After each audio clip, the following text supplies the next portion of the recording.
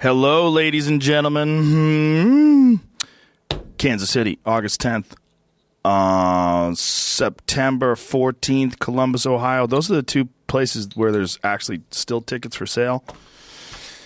Everything else, joerogan.com for all that juicy shit. Hitting the road, baby. But it's over September 29th. That's the last of my tour dates, and that is in Toronto. And I think it's almost sold out. joerogan.com. Oh, this episode of the podcast is brought to you by ExpressVPN. Listen, folks, privacy. You need online privacy. All this shit you hear about online security breaches, it's hard not to worry about where your data goes, right? Making an online purchase or even just accessing your email could put your private information at risk. You're being tracked online by social media sites, marketing companies, and your mobile or internet provider. That's why I decided to take back my privacy by using ExpressVPN. ExpressVPN has easy-to-use apps that run seamlessly in the background of my computer, or you could use it on your phone or a tablet. Turning on ExpressVPN protection, it only takes one click, and ExpressVPN secures and anonymizes your internet browsing by encrypting your data and hiding your public IP address.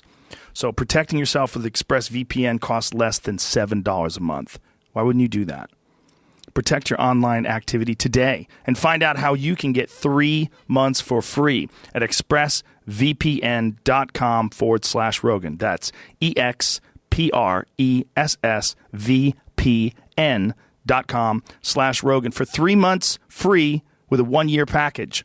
Visit expressvpn.com/Rogan to learn more. We're also brought to you by the Cash App.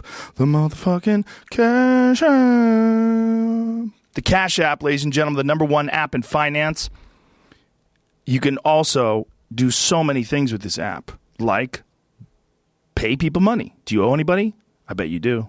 Stop lying. Pay people back. You can pay them back with the Cash App. You can also get your paycheck directly deposited into your account, right into the app. You can also buy and sell Bitcoin.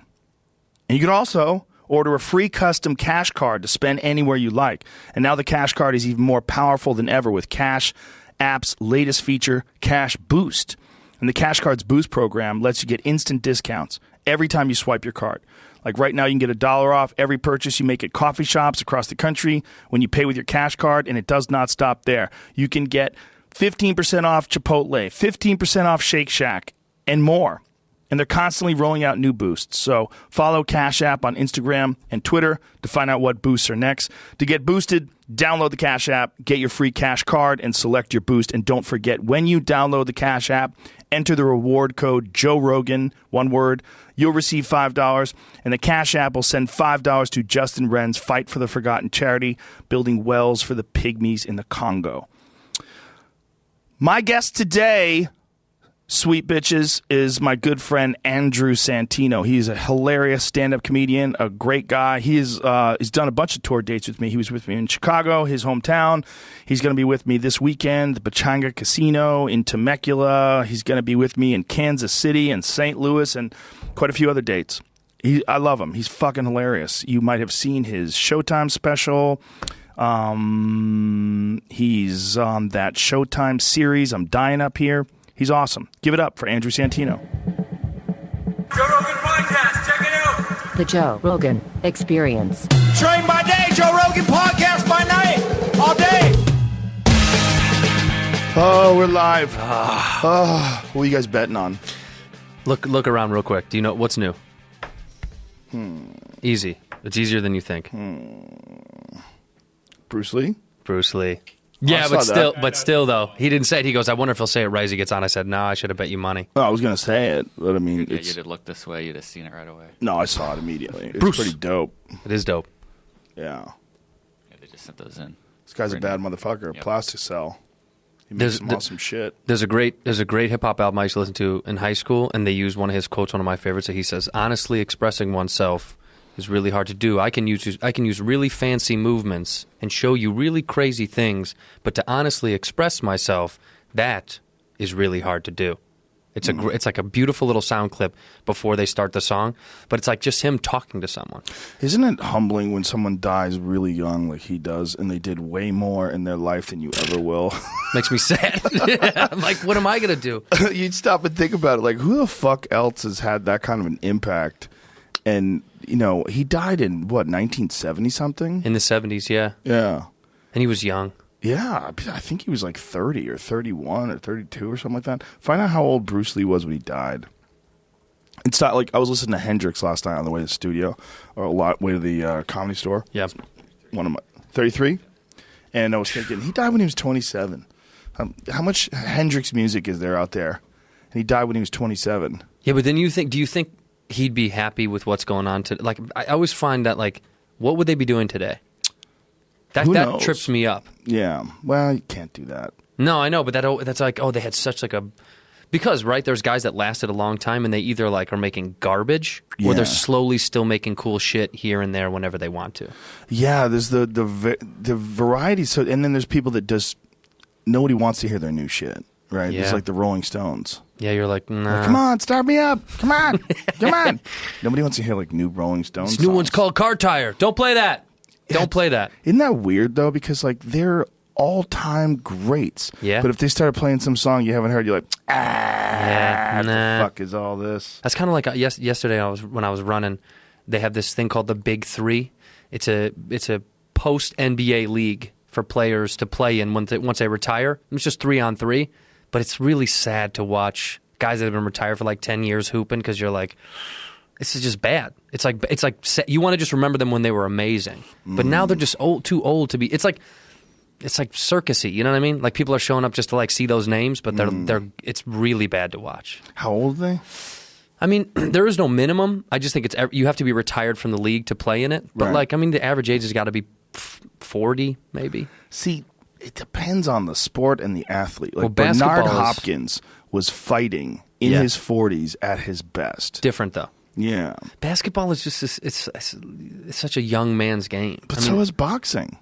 I know, but there's something about it that's like hard to watch and do with gray hair, missing free throws. That's a guy who used to be phenomenal. I understand what you're saying, but I disagree in the Yeah. fact that it's even sadder watching an old guy get the fuck beat out of him. Yeah. That used to be good. Yeah, that's sad. That's Yeah, sad. it's- But fighting, but there he still probably fights because he loves it. No. No, just for the Everybody money. fights for money. Yeah. I mean, they fight because they love the competition, but they get paid. They're doing it for money. Well, that's why these too. guys are doing the Big Three. There's no way they enjoy it anymore. Oh, how do you know?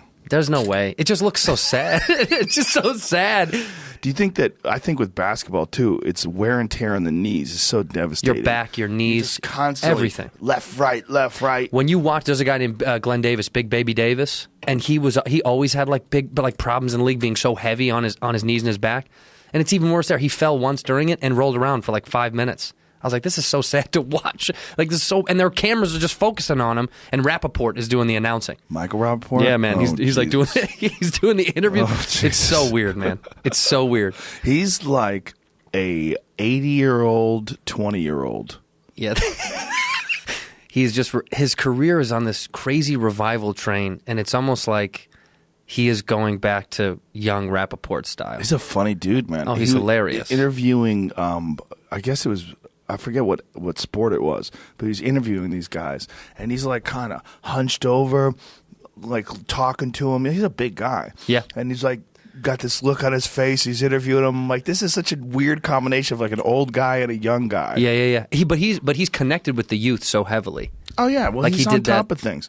He did that documentary for Tribe Called Quest. Like he still is in like that youthful world of like music and sports. And Did you ever see the rant that he went on after Charlottesville about those tiki torch carrying white guys? oh yeah, I did. Yeah. Tiki torch, motherfuckers. Yeah. But he's loose, you know. I mean, he's out there. He's very funny on The Fighter and the Kid too. He goes on that show. He's hysterical, and he goes and he fights with the whole Howard Stern staff. He loves fighting with those guys because they all do like fantasy football and all that stuff. He's vocally a massive sports fan, which I think keeps him in that youth circle so much that he just loves sports and loves talking sports to everybody. Yeah, he hosts sports shows sometimes. Like he's hosted different people's one of those radio TV shows. Those radio shows they show on TV occasionally. Yeah. You know what are those? Who does those? They're like Dan Patrick. yeah, Dan Patrick has one. Yeah.